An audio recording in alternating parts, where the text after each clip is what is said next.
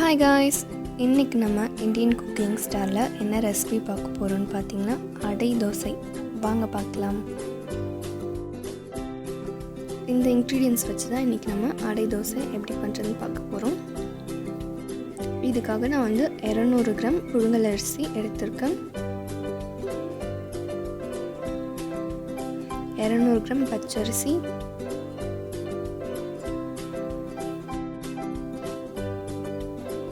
100 gram பச்சை பயிறு, 100 gram கொண்டக்கடலை, 100 கிராம் உளுந்து, 100 கிராம் தூரம்பருப்பு, கடைசியாக 2 டேபிள் ஸ்பூன் வெந்தயம். இப்போது இது எல்லாத்தையும் கழுவி எடுத்து வச்சுக்கலாம். எல்லாத்தையுமே இதே மாதிரி கழுவிட்டு நம்ம இதை 3 மணி நேரத்துக்கு நல்லா ஊற வச்சிடலாம். உளுந்தையும் நம்ம 3 மணி நேரம் ஊற வச்சிடலாம். கடலை பச்சை பயிர் மட்டும் 4 மணி நேரம் ஊற வச்சுக்கலாம். பச்சரிசி வெந்தயம் மீதி எல்லாமே 3 மணி நேரமே நம்ம ஊற வச்சு எடுத்துக்கலாம். நெக்ஸ்ட்டு பார்த்திங்கன்னா இப்போ நம்ம புழுங்கல் அரிசி ஊற வைக்க போகிறோம்.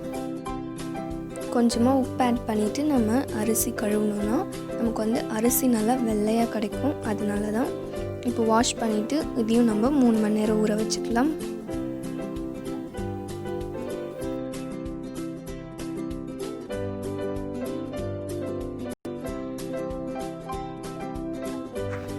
அவ்வளோதான். இப்போ எல்லாத்தையும் நம்ம அரைச்சிடலாம். ஃபஸ்ட்டு வெந்தயம் போட்டுடலாம். நெக்ஸ்ட்டு உளுந்து. இது ஃபஸ்ட்டு கொஞ்சம் நல்லா அரைஞ்சிட்டோன்னே நம்ம மீதி எல்லாத்தையும் சேர்த்து அரைச்சிடலாம். நெக்ஸ்ட்டு புழுங்கல் அரிசி, பச்சரிசி, கொண்டக்கடலை, பச்சை பயிறு, துவரம்பருப்பு, இது கூடவே சேர்த்து 10லேருந்து 15 காஞ்ச மிளகாய், ஒரு பூண்டு, 2 டேபிள் ஸ்பூன் சோம்பு எல்லாத்தையும் சேர்த்து அரைச்சிக்கலாம்.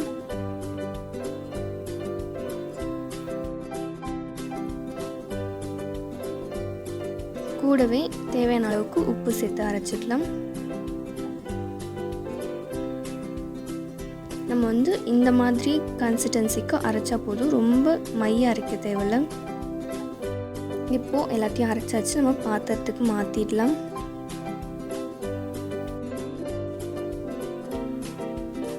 மாவு கொஞ்சம் தண்ணி சேர்த்து கரைச்சிக்கலாம். அப்போ தான் நமக்கு தோசை ஊற்றுறதுக்கு கரெக்டாக இருக்கும்.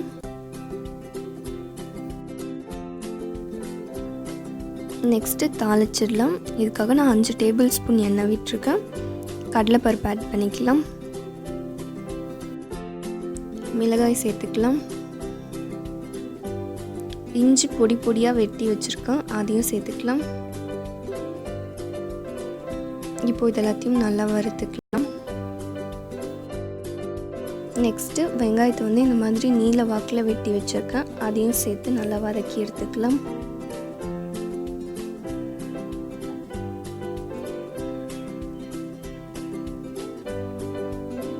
கூடவே தேவையான அளவுக்கு மல்லி இலை ஆட் பண்ணிக்கலாம்.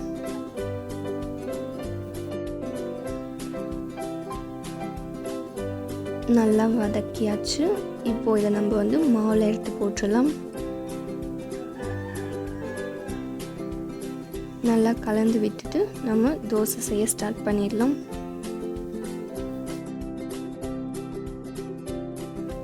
ஒரு கரண்டி மாவு எடுத்து தோசை ஊற்றிடலாம். கூடவே எண்ணெய் சேர்த்துக்கோங்க. ஓகே, வெந்தாச்சு. இப்போ திருப்பி போட்டுடலாம்.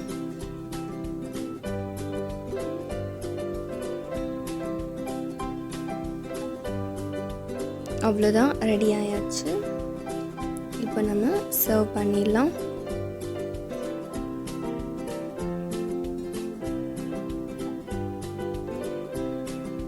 அவ்வளோதான், ரொம்பவே ஹெல்த்தியான அடை தோசை ரெடி ஆயாச்சு. இந்த ரெசிபியை நீங்களும் ட்ரை பண்ணி பாருங்கள். ட்ரை பண்ணி பார்த்துட்டு உங்களோட கமெண்ட்டை கீழே கமெண்ட் செக்ஷனில் சொல்லுங்கள். இந்த வீடியோ பிடிச்சிருந்தால் லைக் பண்ணிக்கோங்க, உங்கள் ஃப்ரெண்ட்ஸோடையும் ஷேர் பண்ணிக்கோங்க. மறக்காமல் நம்ம இந்தியன் குக்கிங் ஸ்டார் சேனலை சப்ஸ்கிரைப் பண்ணிக்கோங்க. இதோட நெக்ஸ்ட்டு ஒரு சூப்பர் ரெசிபியில் நான் வந்து உங்களை பார்க்குறேன். அது வரைக்கும் பாய்.